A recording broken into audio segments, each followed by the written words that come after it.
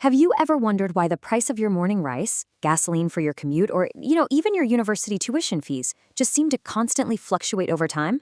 Why is it that the 100 pesos in your pocket today might not buy you the exact same amount of goods a year from now?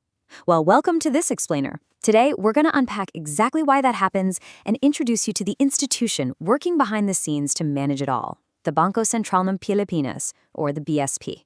If you're studying economics, finance, or business, understanding this dynamic is absolutely essential. So, we're going to solve a bit of a macro-level economic mystery together today. What is the true interrelationship among money, prices, and economic growth? You see, it's not just some theoretical concept from a textbook. This relationship is a living, breathing engine that drives the entire Philippine economy. And as a student, and just as an everyday consumer, you are a crucial part of that engine. Let's figure out exactly how these three elements connect. Here is our roadmap for this explainer. First, we'll hit our objectives. Then, the legal mandate of the BSP. Third, that interrelationship we just mentioned.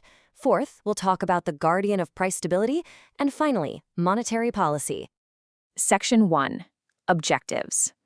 By the end of this, you're going to clearly see how the money circulating out there directly hits the prices you pay at the store.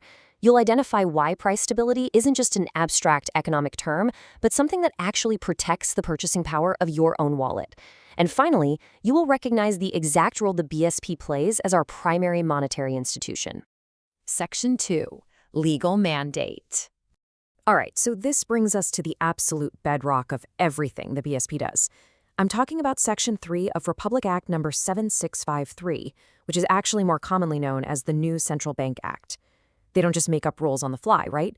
They operate under this very strict, clear legal directive.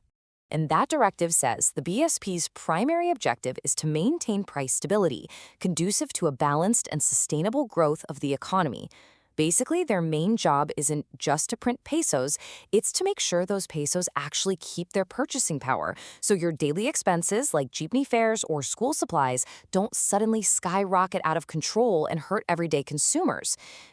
And pulling that off requires some serious operational oversight. The BSP provides policy directions across money, banking, and credit.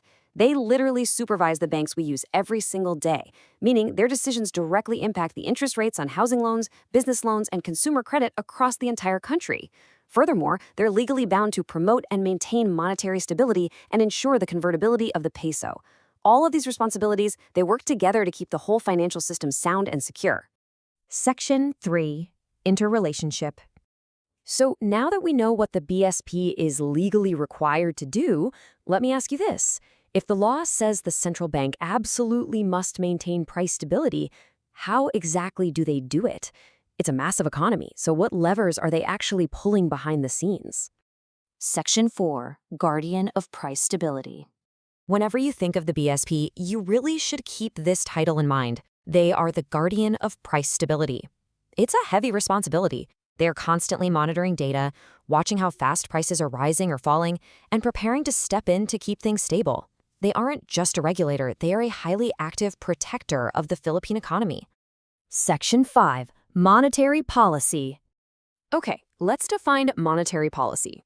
It refers to the actions taken by a central bank to manage the supply and cost of money and credit. Why do they do this? To attain stable prices, which, as we now know, ultimately promotes economic growth. So when you hear the term monetary policy in your finance classes or on the news, just remember, it's essentially all about controlling the flow and the cost of money in the economy. You can kind of think of the BSP like a giant economic valve. They're constantly formulating and implementing policies to either expand or contract the money supply.